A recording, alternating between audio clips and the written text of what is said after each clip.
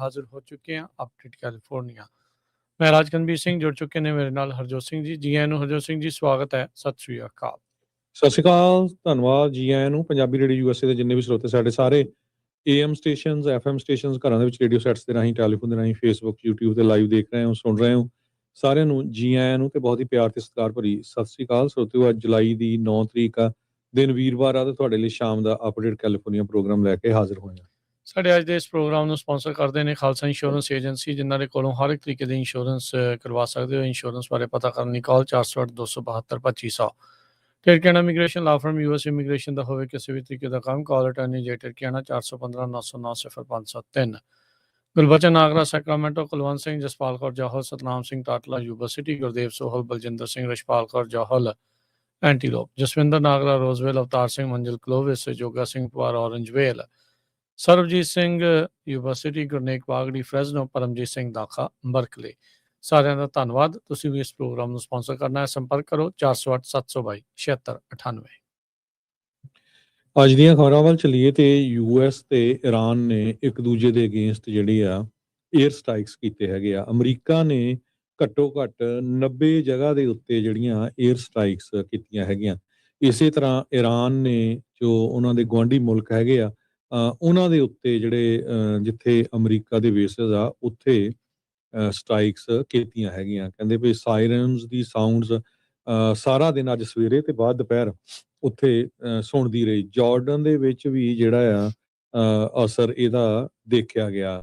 Iranian officials ਨੇ accused ਕੀਤਾ ਹੈਗਾ ਵੀ ਥਰਸਡੇ ਨੂੰ ਜਾਣੀ ਕਿ ਅੱਜ ਅਸੀਂ 에ਅਰ ਸਟ੍ਰਾਈਕ ਲਾਂਚ ਤਾਂ ਕੀਤੀਆਂ ਕਿਉਂਕਿ ਈਰਾਨ ਦਾ ਇੱਕੋ ਇੱਕ ਜਿਹੜਾ ਨਿਊਕਲੀਅਰ ਪਲਾਂਟ ਹੈਗਾ ਉੱਥੇ ਅਮਰੀਕਾ ਵਾਲਿਆਂ ਨੇ ਬੰਬਾਰਡਮੈਂਟ ਕੀਤੀ ਹੈਗੀ ਆ।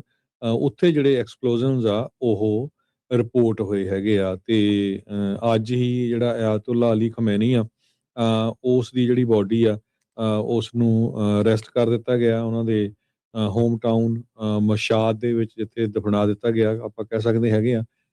ਸੋ ਦੋਨਾਂ ਮੁਲਕਾਂ ਦੇ ਵਿੱਚ ਇਸ ਵੇਲੇ ਜਿਹੜੀ ਆ ਪੂਰੀ ਜਿਹੜੀ ਲੜਾਈ ਆਪਾਂ ਕਹਿ ਸਕਦੇ ਹਾਂ ਦੁਬਾਰਾ ਕੀ ਫੇਰ ਚੱਲ ਰਹੀ ਹੈਗੀ ਜੀ। 7 ਦਿਨ ਦਾ ਇਸ ਦਾ ਜਨਾਜ਼ਾ ਜਿਹੜਾ ਉਹ ਫਿਊਨਰਲ ਪ੍ਰੋਸੈਸ਼ਨ ਜਿਹੜਾ ਉਹ ਨਿਕਲਿਆ ਅਲੀ ਖਮੇਨਾਈ ਦਾ, ਤੇ ਇਹ ਕਹਿੰਦੇ ਵੀ 15 ਮਿਲੀਅਨ ਤੋਂ ਵੱਧ ਲੋਕਾਂ ਨੇ ਈਰਾਨ ਤੇ ਇਰਾਕ ਦੇ ਵਿੱਚ ਇਸ 'ਚ ਹਿੱਸਾ ਜਿਹੜਾ ਉਹ ਲਿਆ ਹੈਗਾ ਆ। ਕੁਛ ਸਮਾਂ ਪਹਿਲਾਂ ਜਦ ਇਹ ਫਿਊਨਰਲ ਸਰਵਿਸ ਸ਼ੁਰੂ ਹੋਈ ਸੀਗੀ, ਉਸ ਟਾਈਮ ਦੇ ਉੱਤੇ ਟਰੰਪ ਪ੍ਰੋਸੈਸ਼ਨ ਦੇ ਐਡਵਾਈਜ਼ਰਸ ਦੇ ਵਿੱਚੋਂ ਇੱਕ ਜਿਹੜੀ ਲੌਰਾ ਲੂਮਰ ਆ ਉਸਨੇ ਇਹ ਟਵੀਟ ਕੀਤੇ ਸੀਗੇ ਵੀ ਹੁਣ ਮੌਕਾ ਆ, ਇੰਨੇ ਲੋਕ ਇਕੱਠੇ ਹੋਏ ਆ ਤੇ ਹਮਲਾ ਇਹਨਾਂ ਦੇ ਉੱਤੇ ਕਰ ਦੇਣਾ ਚਾਹੀਦਾ ਤਾਂ ਜੋ ਵੱਧ ਤੋਂ ਵੱਧ ਲੋਕ ਉੱਥੇ ਮਾਰੇ ਜਾ ਸਕਣ।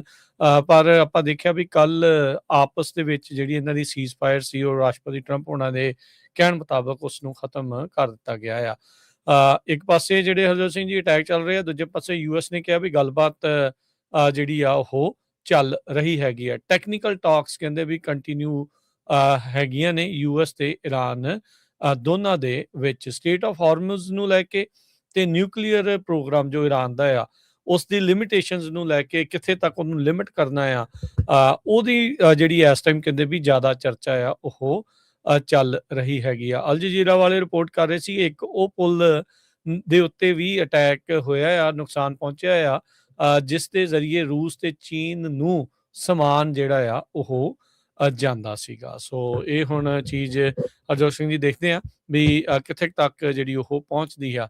ਵੀ ਸਿਵਿਲੀਅਨ ਇਨਫਰਾਸਟਰਕਚਰ ਦੇ ਉੱਤੇ ਵੀ ਅਸਰ ਇਸ ਦਾ ਕਿੰਨਾ ਹਮਲਿਆਂ ਦਾ ਪੈਂਦਾ ਹੈ, ਕਿਉਂਕਿ ਟਰੰਪ ਹੋਣਾ ਦੇ ਮੁਤਾਬਕ ਜਿੱਦਾਂ ਪਹਿਲਾਂ ਦੱਸਦੇ ਰਹੇ ਆ ਵੀ ਈਰਾਨ ਦੀ ਮਿਲਟਰੀ ਜਿਹੜੀ ਕੈਪੇਬਿਲਿਟੀ ਆ ਉਸ ਨੂੰ ਕਾਫੀ ਹੱਦ ਤੱਕ ਉਹਨਾਂ ਨੇ ਪਹਿਲੀਆਂ ਅਟੈਕਸ ਦੇ ਵਿੱਚ ਨਸ਼ਟ ਕਰ ਦਿੱਤਾ ਸੀਗਾ ਜੀ।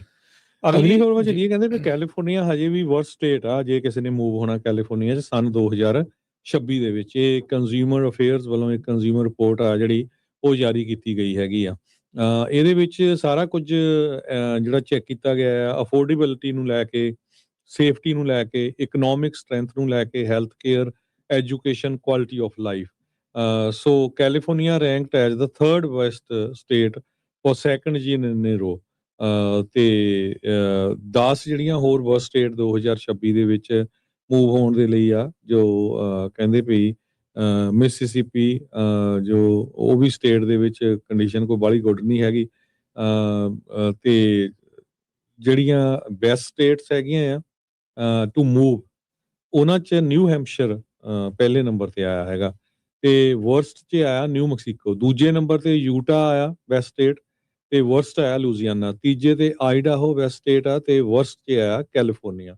ਸੋ ਇਦਾਂ ਜਿਹੜੀਆਂ 10 ਟੌਪ ਦੀਆਂ ਜਿਹੜੀਆਂ ਸਟੇਟਾਂ ਆ, ਉਹਨਾਂ ਦਾ ਜਿਹੜਾ ਅਨਪਲਾਇਮੈਂਟ ਨੂੰ ਲੈ ਕੇ, ਕ੍ਰਾਈਮ ਨੂੰ ਲੈ ਕੇ, ਇਹ ਸਾਰਾ ਕੁਝ ਜਿਹੜਾ ਉਹਨੇ ਸਰਵੇ ਕੀਤਾ, ਉਸ ਮੁਤਾਬਕ ਇਹ ਜਿਹੜੀ ਖਬਰ ਆ ਉਹ ਬਣੀ ਹੈਗੀ ਆ। ਜੀ, ਕੈਲੀਫੋਰਨੀਆ ਦੇ ਗਵਰਨਰ ਗੈਵਿਨ ਨਿਊਸਮ ਨੇ ਕੁਝ ਵੀਕ ਪਹਿਲਾਂ ਇੱਕ ਬੇਬੀ ਟੂ ਬੇਬੀ ਜਿਹੜਾ ਕੰਟਰੈਕਟ ਆ, ਜਿਹੜੇ ਡਾਈਪਰ ਪ੍ਰੋਗਰਾਮ ਆ, ਗੋਲਡਨ ਸਟੇਟ ਡਾਈਪਰ ਪ੍ਰੋਗਰਾਮ, ਉਸ ਦਾ ਉਦਘਾਟਨ ਕੀਤਾ ਸੀ। ਕਹਿੰਦੇ ਪਰ ਉਸ ਦੇ ਬਾਬਤ ਜਿਹੜਾ ਕੰਟਰੈਕਟ ਆ, ਜਿਸ ਦੇ ਨਾਲ ਇਹਨਾਂ ਨੇ ਜਿਨ੍ਹਾਂ ਤੋਂ ਇਹ ਡਾਈਪਰ ਲੈਣੇ ਆ, ਉਹਨੂੰ ਜਨਤਕ ਜਿਹੜਾ ਅਜੇ ਤੱਕ ਨਹੀਂ ਕਰ ਰਹੇ। ਕਹਿੰਦੇ ਵੀ ਉਸ ਰਿਲੀਜ਼ ਨੂੰ ਲਗਾਤਾਰ ਡਿਲੇ ਕੀਤਾ ਜਾ ਰਿਹਾ ਆ। 2 ਮਹੀਨੇ ਇਨਫੈਕਟ ਕਹਿੰਦੇ ਵੀ ਹੋ ਗਏ ਆ। ਗੈਵਿਨ ਨਿਊਸਮ ਹੁਣਾਂ ਨੇ ਜਿਹੜਾ $multi million state diaper contract programme baby to baby ਕਰਕੇ ਇੱਕ ਨਾਨ ਪ੍ਰੋਫਿਟ, ਜਿਸ ਦੀਆਂ ਟਾਈਜ਼ ਟਰੰਪ ਐਡਮਿਨਿਸਟ੍ਰੇਸ਼ਨ ਤੇ ਉਹਦੀ ਜਿਹੜੀ ਫਸਟ ਪਾਰਟਨਰ ਆ ਉਹਦੇ ਨਾਲ ਜੁੜੀਆਂ ਨਜ਼ਰ ਆਉਂਦੀਆਂ ਆ। ਕਹਿੰਦੇ ਵੀ ਕੈਲੀਫੋਰਨੀਆ ਨੇ ਅਜੇ ਤੱਕ ਉਸ ਕੰਟਰੈਕਟ ਨੂੰ ਨਹੀਂ ਦੇਖਿਆ, ਉਸ ਨੂੰ ਕੰਟਰੈਕਟ ਨੂੰ ਕਹਿ ਲਓ ਵੀ ਜਨਤਕ ਨਹੀਂ ਕੀਤਾ ਗਿਆ ਹੈਗਾ। ਬਾਰ-ਬਾਰ ਕਈ ਜਿਹੜੀਆਂ ਨਿਊਜ਼ ਏਜੰਸੀਜ਼ ਆ ਉਹ ਰਿਕੁਐਸਟ ਕਰ ਰਹੀਆਂ ਆ ਸਰਕਾਰ ਨੂੰ ਵੀ ਭਾਈ ਇਸ ਕੰਟਰੈਕਟ ਦੇ ਦਰਸ਼ਨ ਤਾਂ ਕਰਾਓ ਵੀ ਇਹਦੇ ਵਿੱਚ ਹੈ ਕੀ ਆ। ਨਿਊਸਮ ਐਡਮਿਨਿਸਟ੍ਰੇਸ਼ਨ ਨੇ ਕਹਿੰਦੇ ਵੀ 24 ਦਿਨ ਲਾਏ ਆ ਡਿਸਾਈਡ ਕਰਨ ਨੂੰ ਵੀ ਇਹ ਪਬਲਿਕ ਰੈਕਡ ਹੋਣਾ ਚਾਹੀਦਾ ਆ ਜਾਂ ਨਹੀਂ। ਉਸ ਚੀਜ਼ ਦੇ ਹੋਣ ਦੇ ਬਾਵਜੂਦ ਵੀ ਬੇਬੀ ਟੂ ਬੇਬੀ ਕੰਟਰੈਕਟ ਉਹਦੇ ਤੇ ਜਿਹੜੇ ਬਿਡਸ ਜਿਹੜੇ ਆ ਉਹ ਲਈਆਂ ਗਈਆਂ ਕੰਪੈਟੀਟਿਵ ਜਾਂ ਨਹੀਂ, ਉਸ ਨੂੰ ਅਜੇ ਤੱਕ ਇਹਨਾਂ ਨੇ ਜਨਤਕ ਨਹੀਂ ਕੀਤਾ। ਉਧਰ ਕੈਲੀਫੋਰਨੀਆ ਦੇ ਲਾ ਮੇਕਰ ਇੱਕ ਅਜਿਹਾ ਲੈਜਿਸਲੇਸ਼ਨ ਉਹ ਐਡਵਾਂਸ ਕਰ ਰਹੇ ਆ ਜਿਹਦੇ ਨਾਲ ਸਟੇਟ ਏਜੰਸੀਜ਼ ਨੂੰ ਜ਼ਿਆਦਾ ਵਕਤ ਦਿੱਤਾ ਜਾਵੇਗਾ ਵੀ ਕੈਲੀਫੋਰਨੀਆ ਪਬਲਿਕ ਰੈਕਡਸ ਐਕਟ ਦੇ ਤਹਿਤ ਉਹਨਾਂ ਦਾ ਜਵਾਬ ਦੇਣ ਦੇ ਲਈ। ਸੋ ਇਹਦੇ ਨਾਲ ਇਹ ਹੋਊਗਾ ਵੀ ਜਨਤਾ ਨੂੰ ਹੋਰ ਵੀ ਜ਼ਿਆਦਾ ਵੇਟ ਕਰਨੀ ਪਿਆ ਕਰੂਗੀ ਅਜਿਹੇ ਰੈਕਡਸ ਉਸ ਦੇ ਬਾਰੇ ਪਤਾ ਕਰਨ ਦੇ ਲਈ। ਸੋ 12 ਮਈ ਨੂੰ ਹਰਜੋਤ ਸਿੰਘ ਜੀ ਇਹ ਜਿਹੜੀ ਕੰਟਰੈਕਟ ਦੀ ਕਾਪੀ ਰਿਕੁਐਸਟ ਕੀਤੀ ਸੀ CBS ਨਿਊਜ਼ ਵਾਲੇ ਜਿਹੜੇ ਉਹ ਕਹਿ ਰਹੇ ਆ, ਤੇ 4 ਦਿਨਾਂ ਬਾਅਦ ਗਵਰਨਰ ਗੈਵਿਨ ਨਿਊਸਮ ਨੇ ਅਨਾਉਂਸ ਜਿਹੜਾ ਇਹ ਕੀਤਾ ਸੀਗਾ ਹਾਈ ਪ੍ਰੋਫਾਈਲ ਪ੍ਰੈਸ ਕਾਨਫਰੰਸ ਦੇ ਵਿੱਚ, ਜੋ ਇਸ ਦੇ ਨਾਲ ਕੰਟਰੋਵਰਸੀ ਤੇ ਮਿਸ ਇਨਫੋਰਮੇਸ਼ਨ ਜੁੜੀ ਹੋਈ ਹੈ ਉਸ ਅਨਾਉਂਸਮੈਂਟ ਦੇ ਵਿੱਚ, ਉਹਦੇ ਬਾਰੇ ਕਹਿੰਦੇ ਵੀ ਅਜੇ ਤੱਕ ਲੋਕਾਂ ਨੂੰ ਕੋਈ ਜਿਹੜਾ ਉਹ ਜਵਾਬ ਨਹੀਂ ਮਿਲ ਰਿਹਾ ਹੈਗਾ। ਸੋ ਇਹ ਹੁਣ ਦੇਖਦੇ ਆ ਕੀ ਇਸ ਦੇ ਵਿੱਚ ਅੱਗੇ ਬਣਦਾ ਆ। ਫਸਟ ਅਮੈਂਡਮੈਂਟ ਕੋਲੇਸ਼ਨ ਦੇ ਜਿਹੜੇ ਜਿਨੀ ਲਾਰੋ ਆ ਉਹ ਕਹਿ ਰਹੇ ਆ ਵੀ ਜਿਹੜੇ ਐਸੈਂਸ਼ੀਅਲ ਡਾਕੂਮੈਂਟਸ ਆ ਇਸ $multi million ਸਟੇਟ ਕੰਟਰੈਕਟ ਦੇ, ਇਹ ਵਿਦਆਊਟ ਐਨੀ ਫਾਰਮਲ ਰਿਕੁਐਸਟ ਲੋਕਾਂ ਨੂੰ ਐਕਸੈਸਿਬਲ ਹੋਣੇ ਚਾਹੀਦੇ ਆ, ਵੀ ਉਹਨਾਂ ਨੂੰ ਪਹਿਲਾਂ ਹੀ ਜਿਹੜਾ ਉਹ ਪਤਾ ਹੋਣਾ ਚਾਹੀਦਾ ਆ। ਸੋ ਕਹਿੰਦੇ ਵੀ ਲਕਾਇਆ ਕਿਉਂ ਜਾ ਰਿਹਾ, ਇਹਨਾਂ ਜਿਹੜੇ ਸਵਾਲਾਂ ਦਾ ਅਜੇ ਤੱਕ ਕੋਈ ਜਵਾਬ ਨਹੀਂ ਮਿਲ ਰਿਹਾ ਹੈਗਾ। ਸੈਕਰਾਮੈਂਟੋ ਕਾਉਂਟੀ ਦੇ ਵਿੱਚ ਕਹਿੰਦੇ ਜਿਹੜੇ ਆਈਸ ਦੇ ਅਰੈਸਟ ਆ ਉਹਨਾਂ ਦੀ ਬਹੁਤ ਜ਼ਿਆਦਾ ਉਹਨਾਂ 'ਚ ਵਾਧਾ ਹੋਇਆ, ਉਹਨਾਂ 'ਚ ਸਰਜ ਹੋਈ ਆ ਪ੍ਰੈਜ਼ੀਡੈਂਟ ਟਰੰਪ ਉਹਨਾਂ ਦੇ ਐਡਮਿਨਿਸਟ੍ਰੇਸ਼ਨ ਦੇ ਦੌਰਾਨ। ਸੋ ਓਵਰਆਲ ਦੇਖਿਆ ਜਾਵੇ ਕਹਿੰਦੇ ਵੀ US ਇਮੀਗ੍ਰੇਸ਼ਨ ਤੇ ਕਸਟਮ ਐਨਫੋਰਸਮੈਂਟ ਵਾਲਿਆਂ ਨੇ ਘੱਟੋ ਘੱਟ 429 ਲੋਕਾਂ ਨੂੰ ਸੈਕਰਾਮੈਂਟੋ ਕਾਉਂਟੀ ਦੇ ਵਿੱਚ ਜਿਹੜੇ ਪਹਿਲੇ 15 ਮਹੀਨੇ ਉਹਨਾਂ ਦੇ ਉਸ ਦੌਰਾਨ ਫੜਿਆ ਹੈਗਾ, ਜੋ ਕਿ 260% ਇਨਕਰੀਜ਼ ਆ ਸੇਮ ਟਾਈਮ ਤੇ ਪ੍ਰੀਵੀਅਸ ਜਿਹੜਾ ਐਡਮਿਨਿਸਟ੍ਰੇਸ਼ਨ ਆ ਉਹਦੇ ਨਾਲੋਂ। ਸੋ ਇਸ ਸੰਬੰਧ ਦੇ ਵਿੱਚ ਜਿਹੜਾ ਡਾਟਾ ਹੈ ਕੰਪਲਾਈ ਕੀਤਾ ਗਿਆ, ਜਿਹੜਾ ਉਹ ਆਈਸ ਤੇ UC ਬਰਕਲੇ ਲਾ ਸਕੂਲ ਦਾ ਇਨੀਸ਼ੀਏਟਿਵ ਸੀ, ਉਹਦੇ ਤਹਿਤ ਇਹ ਜਿਹੜਾ ਡਾਟਾ ਆ ਉਹ ਇਕੱਠਾ ਕੀਤਾ ਗਿਆ ਹੈਗਾ। ਆਈਸ ਦੇ ਜਿਹੜੇ ਅਰੈਸਟ ਕੈਪੀਟਲ ਦੇ ਵਿੱਚ ਹੈਗੇ ਆ 260% ਇਨਕਰੀਜ਼ ਆ ਸੇਮ ਟਾਈਮ ਤੇ ਪਹਿਲੇ ਐਡਮਿਨਿਸਟ੍ਰੇਸ਼ਨਸ ਨਾਲੋਂ। ਸੋ ਇਹਦੇ ਕਰਕੇ ਲੋਕ ਚਿੰਤਾ ਦੇ ਵਿੱਚ ਵੀ ਕਾਫੀ ਹੈਗੇ ਵੀ ਇੰਨੀ ਵੱਡੀ ਜਿਹੜੀ ਅਰੈਸਟ ਆ ਉਹ ਸੈਕਰਾਮੈਂਟੋ ਦੇ ਸ਼ਹਿਰ ਵਿੱਚ ਕੀਤੀ ਗਈ ਆ, ਖਾਸ ਕਰਕੇ ਇਮੀਗ੍ਰੇਸ਼ਨ ਕਸਟਮ ਐਨਫੋਰਸਮੈਂਟ ਵੱਲੋਂ। ਜੀ, ਜਦੋਂ ਤੋਂ ਮਾਈਕਰੋਸਾਫਟ ਨੇ ਐਕਸਬੌਕਸ ਡਿਵੀਜ਼ਨ ਬੰਦ ਜਿਹੜਾ ਉਹ ਕੀਤਾ ਆ, ਉਸ ਤੋਂ ਬਾਅਦ ਦੇ ਵਿੱਚ H1B ਨੂੰ ਲੈ ਕੇ ਇੱਕ ਨਵਾਂ ਰੌਲਾ ਜਿਹੜਾ ਆ ਉਹ ਸਾਹਮਣੇ ਆਇਆ ਆ। ਕਹਿੰਦੇ ਵੀ ਫਿਊਰੀ ਆ ਇਸ ਟਾਈਮ ਲੋਕਾਂ ਦੇ ਵਿੱਚ, ਗੁੱਸਾ ਆ ਵੀ ਕਹਿੰਦੇ ਵੀ ਜਿਹੜੇ US ਦੇ ਬ੍ਰਾਂਡ ਆ, ਜਦੋਂ ਇਹਨਾਂ ਨੇ ਤਕਰੀਬਨ 4000 ਤੋਂ ਵੱਧ ਇੰਪਲਾਈ ਫਾਇਰ ਕੀਤੇ ਤੇ 1600 ਜਿਹੜੇ ਇੰਪਲਾਈ ਆ ਉਹਨਾਂ ਨੂੰ ਕਹਿੰਦੇ ਵੀ ਜਿਹੜੇ ਫੋਰਨ ਵਰਕਰ ਵੀਜ਼ਾਸ ਆ ਉਸ ਦੇ ਤਹਿਤ ਬੁਲਾਇਆ ਜਿਹੜਾ ਉਹ ਗਿਆ ਸੀਗਾ।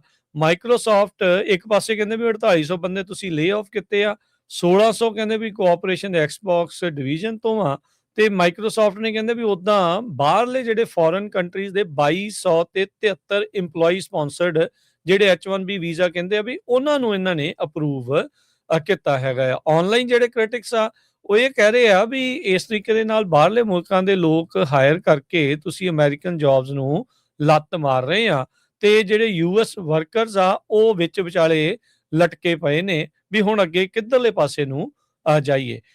ਕਈਆਂ ਨੇ ਤਾਂ ਇੱਥੋਂ ਤੱਕ ਵੀ ਕਿਹਾ ਵੀ ਇਹ ਤਾਂ ਸਿੱਧਾ ਸਰਕਾਰ ਦਾ ਫਾਲਟ ਆ, ਜਿਹੜੇ H1B ਜਿਹੜੇ ਅਪਰੂਵ ਕਰੀ ਜਿਹੜੇ ਉਹ ਜਾ ਰਹੇ ਆ।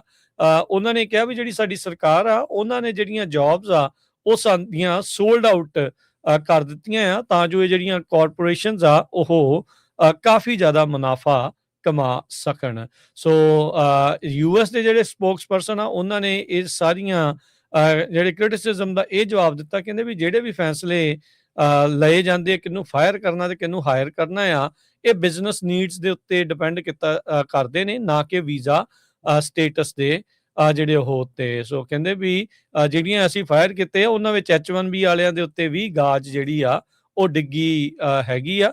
ਸੋ ਇਹ ਜਿਹੜਾ ਉਹਨਾਂ ਦਾ ਜਵਾਬ ਆਇਆ ਆ, ਪਰ ਇੰਨੇ ਜਾਣੇ ਫਾਇਰ ਹੋਣ ਤੋਂ ਬਾਅਦ ਚ ਉਸ ਦੇ ਬਾਵਜੂਦ 2200 ਨਵੇਂ H1B ਅਪਲਾਈ ਕਰਨੇ ਤੇ ਉਹਨਾਂ ਨੂੰ ਸਰਕਾਰ ਦੇ ਦੁਆਰਾ ਅਪਰੂਵ ਕਰਨ ਨੂੰ ਲੈ ਕੇ ਜਿਹੜੇ ਅਮਰੀਕੀ ਲੋਕਾਂ ਦੇ ਵਿੱਚ ਰੌਲਾ ਰੱਪਾ ਵਧਿਆ ਹੈ।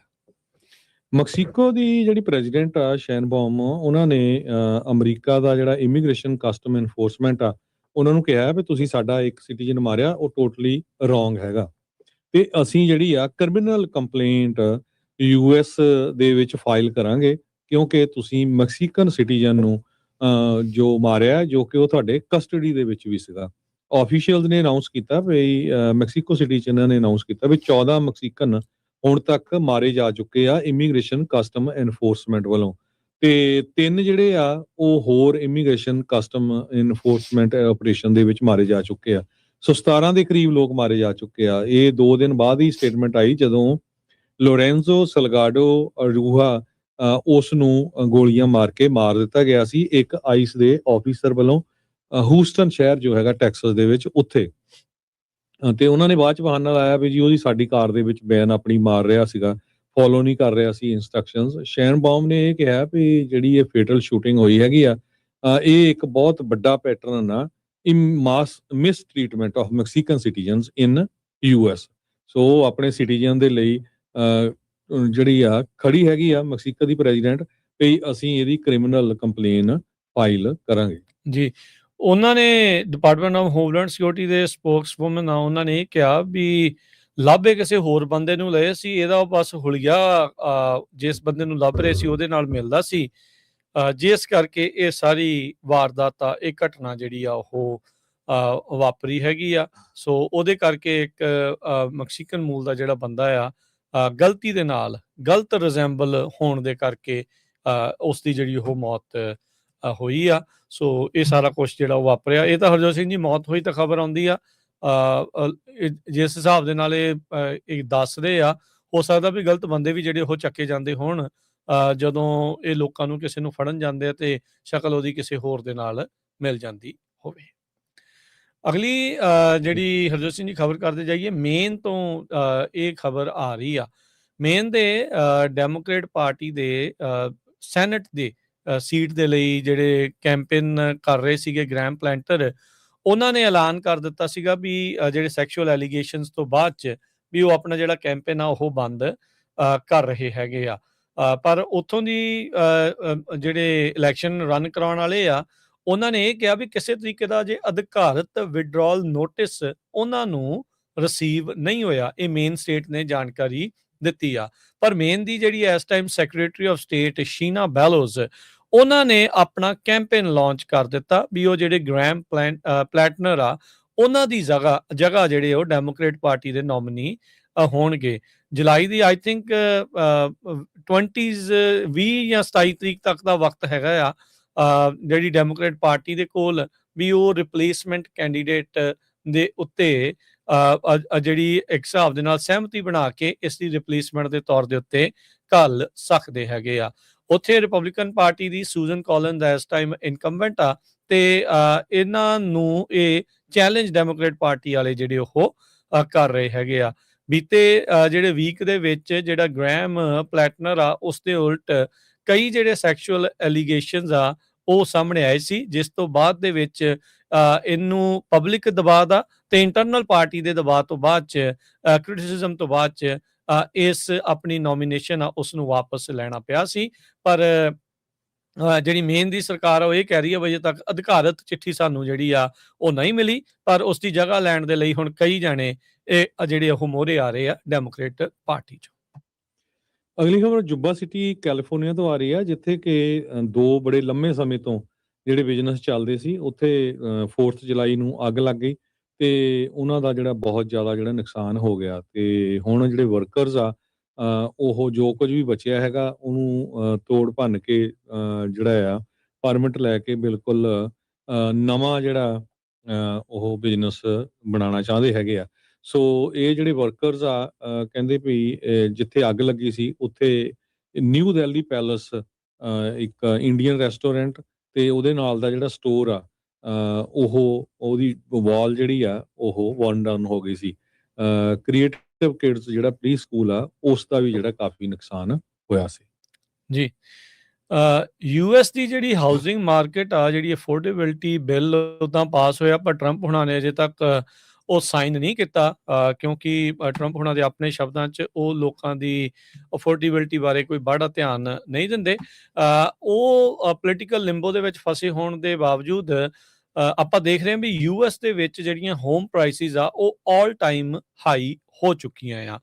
ਮੀਡੀਅਨ ਪ੍ਰਾਈਸ ਕਹਿੰਦੇ ਵੀ ਮੌਜੂਦਾ ਘਰਾਂ ਦੀ ਜੂਨ ਮਹੀਨੇ ਦੇ ਵਿੱਚ 1.8% ਪਿਛਲੇ ਸਾਲ ਦੇ ਮੁਕਾਬਲੇ ਵਧੀ ਹੈਗੀ ਆ।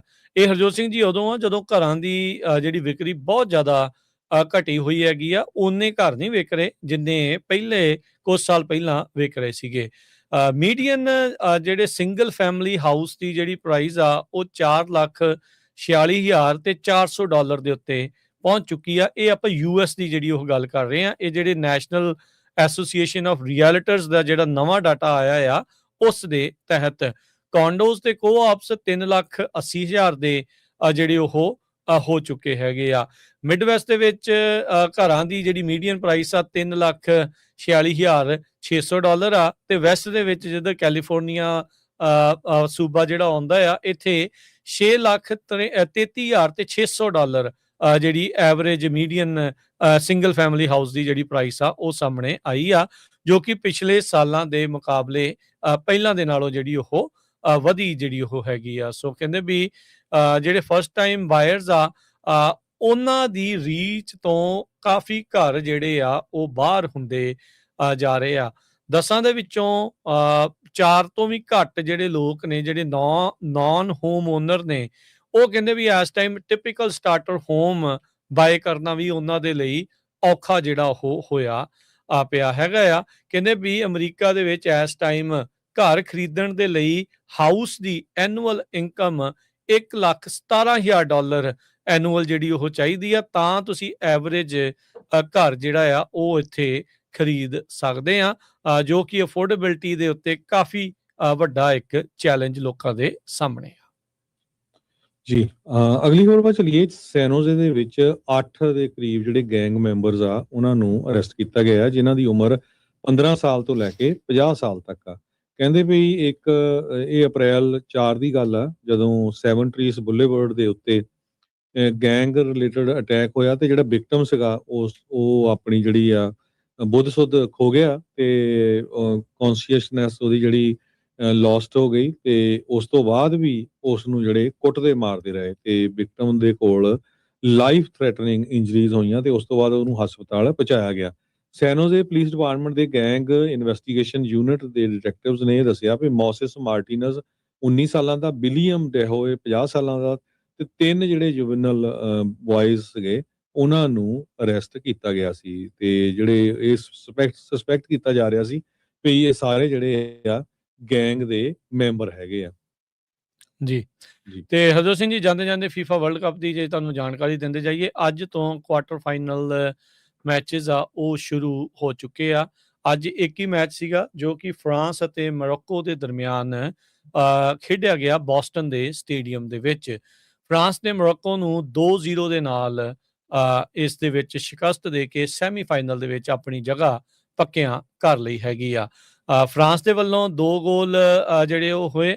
ਅੰਬਾਪੇ ਨੇ ਪਹਿਲਾ ਜਿਹੜਾ ਉਹ ਗੋਲ ਜਿਹੜਾ ਜੀ ਉਹ ਕੀਤਾ 60 ਮਿੰਟ ਦੇ ਉੱਤੇ, ਤੇ ਡੰਬੇਲੇ ਨੇ 66 ਮਿੰਟ ਦੇ ਵਿੱਚ ਦੂਜਾ ਗੋਲ ਜਿਹੜਾ ਉਹ ਕੀਤਾ। ਮੋਰੋਕੋ ਦੇ ਵੱਲੋਂ ਕੋਈ ਵੀ ਗੋਲ ਕਰਨ ਦੇ ਵਿੱਚ ਉਹ ਕਾਮਯਾਬ ਨਹੀਂ ਰਹੇ ਹੈਗੇ। ਹੁਣ ਇਸ ਤੋਂ ਅਗਲੇ ਮੈਚ ਕੱਲ ਇੱਕ ਮੈਚ ਖੇਡਿਆ ਜਾਣਾ ਹੈ ਕੁਆਟਰ ਫਾਈਨਲ, ਉਹ ਸਪੇਨ ਤੇ ਬੈਲਜੀਅਮ ਦੇ ਵਿੱਚ ਹੋਊਗਾ। ਇਹਨਾਂ ਦੋਨਾਂ ਟੀਮਾਂ ਦੇ ਵਿੱਚੋਂ ਜਿਹੜੀ ਟੀਮ ਜਿੱਤੇਗੀ ਉਹ ਹੁਣ ਫਰਾਂਸ ਦੇ ਨਾਲ ਸੈਮੀਫਾਈਨਲ ਮੈਚ ਦੇ ਵਿੱਚ ਉਹਨਾਂ ਦੀ ਭਿੜਤ ਜਿਹੜੀ ਹੋਵੇਗੀ। ਤੇ ਆਉਂਦੇ ਸ਼ਨੀਚਰਵਾਰ ਨੂੰ 2 ਮੈਚ ਖੇਡੇ ਜਾਣਗੇ। ਪਹਿਲਾ ਮੈਚ ਨਾਰਵੇ ਤੇ ਇੰਗਲੈਂਡ ਦਾ ਹੋਵੇਗਾ ਤੇ ਦੂਜਾ ਮੈਚ ਅਰਜਨਟੀਨਾ ਤੇ ਸਵਿਟਜ਼ਰਲੈਂਡ ਦਾ ਖੇਡਿਆ ਜਾਵੇਗਾ। ਸੋ ਉਹ ਇਹਨਾਂ ਸ਼ਨੀਚਰਵਾਰ ਦੇ ਦੋਨਾਂ ਮੈਚਾਂ ਦੇ ਜਿਹੜੇ ਜੇਤੂ ਆ ਉਹ ਫਿਰ ਦੂਜੇ ਸੈਮੀਫਾਈਨਲ ਦੇ ਵਿੱਚ ਆਉਂਦੇ ਬੁੱਧਵਾਰ ਨੂੰ ਖੇਡਣਗੇ। ਸੋ ਐਤਵਾਰ ਤੇ ਸੋਮਵਾਰ ਕੋਈ ਮੈਚ ਨਹੀਂ ਆ। ਮੰਗਲਵਾਰ ਨੂੰ ਪਹਿਲਾ ਸੈਮੀਫਾਈਨਲ, ਬੁੱਧਵਾਰ ਨੂੰ ਦੂਜਾ ਸੈਮੀਫਾਈਨਲ, ਤੇ ਫਿਰ ਸ਼ਨੀਚਰਵਾਰ ਨੂੰ 3rd ਪਲੇਸ ਦੇ ਲਈ, ਤੇ ਫਾਈਨਲ ਮੈਚ ਜਿਹੜਾ ਐਤਵਾਰ ਨੂੰ ਉਹ ਖੇਡਿਆ ਜਿਹੜਾ ਹੋ ਜਾਵੇਗਾ।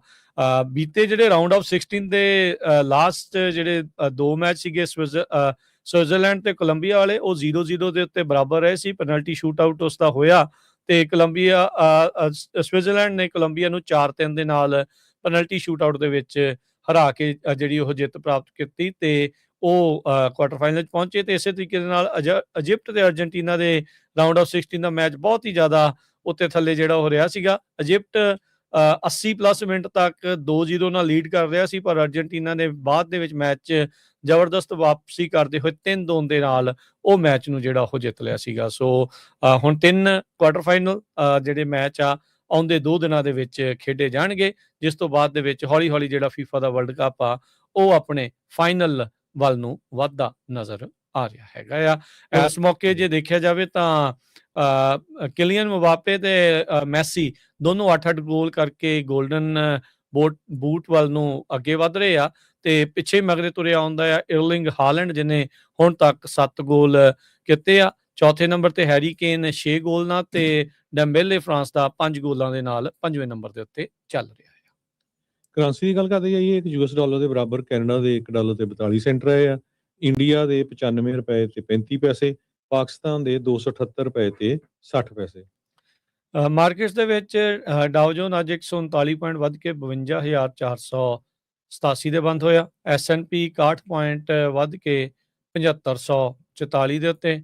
ਨੈਸਡੈਕ 336 ਪੁਆਇੰਟ ਵੱਧ ਕੇ 26,207 ਦੇ ਉੱਤੇ ਬੰਦ ਹੋਇਆ। ਸੋਨੇ ਦਾ ਭਾਅ 4100 ਤੇ $35 ਪ੍ਰਤੀ ਟਰੋਏ ਆਉਂਸ। ਕੱਚੇ ਤੇਲ ਦੀ ਕੀਮਤ $72 ਪ੍ਰਤੀ ਬੈਰਲ ਰਹੀ ਆ। 10 ਈਅਰ ਯੀਲਡ 4.55%। ਕ੍ਰਿਪਟੋ ਕਰੰਸੀ 'ਚ ਬਿਟਕੋਇਨ 63,059 ਦੇ ਉੱਤੇ, ਤੇ ਐਥੀਰੀਅਮ $1736 ਦੇ ਬਰਾਬਰ ਚੱਲ ਰਿਹਾ ਹੈ। ਸੋ ਇੱਥੇ ਹੀ ਸਰੋਤਿਆਂ ਤੋਂ ਇਜਾਜ਼ਤ ਲੈਂਦੇ। ਮੇਰੇ ਹਰਜੋਤ ਸਿੰਘ ਵੱਲੋਂ, ਮੇਰੇ ਰਾਜਕਰਮਵੀਰ ਸਿੰਘ ਵੱਲੋਂ ਆਪ ਸਭ ਨੂੰ ਪਿਆਰ ਸਤਿਕਾਰ ਸੈਨਿਕੀ ਜਿਹੀ ਸਤਿ ਸ੍ਰੀ ਅਕਾਲ। ਜਿੰਦੇ ਵਾਸਤੇ ਰਹੋ, ਵਾਸਤੇ ਖੇਲਦੇ ਰਹੋ, ਸੁਣਦੇ ਰਹੋ, ਦੇਖਦੇ ਰਹੋ ਪੰਜਾਬੀ ਰੇਡੀਓ US।